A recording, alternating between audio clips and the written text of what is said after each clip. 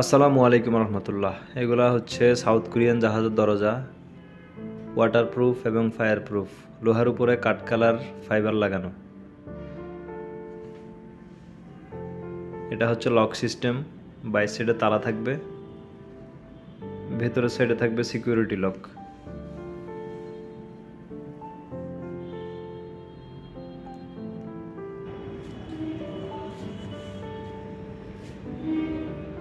ভেন্টিলেশনের জালিটা এসএসের।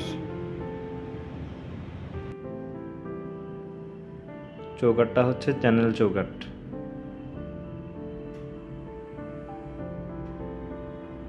পাল্লার মুখে এসএসের বিট দেওয়া। এই দরজাটা সাইজে পাওয়া যাবে পাশে 33 ইঞ্চি এবং 31 ইঞ্চি। উচ্চতা 7 ফিট। 33 ইঞ্চি, 31 ইঞ্চি এবং উচ্চতা 7 ফিট।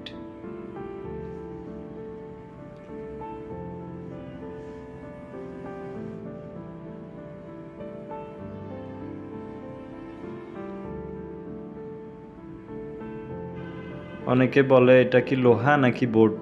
আমরা এটা চুম্বক দিয়ে দেখিয়ে দিচ্ছি।